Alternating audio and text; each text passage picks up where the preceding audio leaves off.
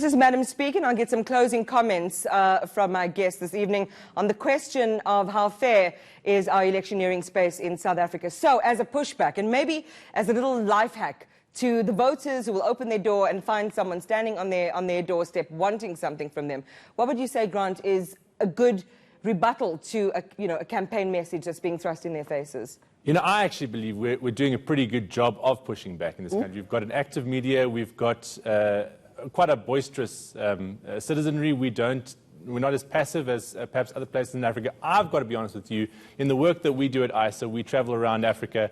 We've seen vote buying at its worst, and what we're talking about tonight is a very, very mild version of the types of vote buying that we see elsewhere. But if you don't check things... Absolutely. It can get worse very, very quickly. But I think as long as we remain active, as long as we push back, and we try and push back, then I think we'll keep this in check. Marai? I think we definitely need tighter institutional controls, heftier consequences when this happens. But I think most importantly, we as the electorate become the jury. So on 8th May, it's up to us to push back in that sense. And where we don't like, what political parties have been doing and the way they've been conducting themselves in this election, it's up to us to reward or punish. Do you think people know that if somebody's giving you something and saying, remember to vote for us or remember us on the 8th of May, that's problematic and they have recourse?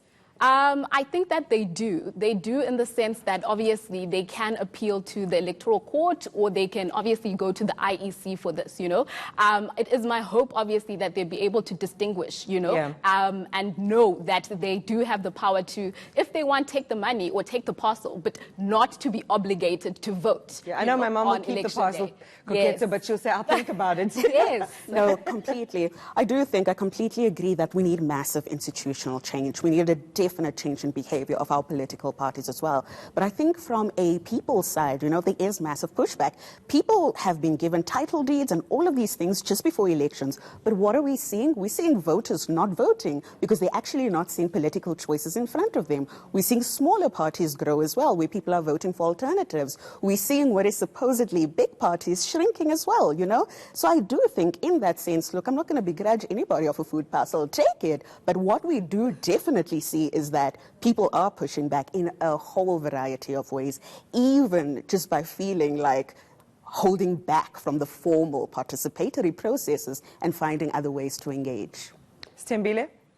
I think after the 8th of May, we should relook at the electoral code and all of these institutions and laws around our elections and see, are they still relevant for 2019? Will they be relevant for 2021 or for 2024?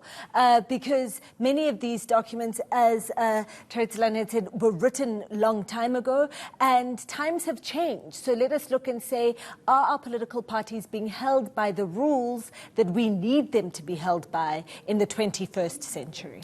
Terry? I completely agree with Stembile on this particular aspect, because if you look at the Code of Conduct deals with the conduct of political parties as well as the relationship between the political parties. It deals with the rights of women, it deals with the role of the media and how the media should actually be respected. But what the Code of Conduct does not deal with, it's actually a voter. So the rights, the ethical issues that have been raised today, I think have got to be incorporated within the Code of Conduct, but also we must make sure that we deal with the intra-party conflict. A quick one. Could Ace Magashule really find himself in some hot water? It is possible. Can I leave it there?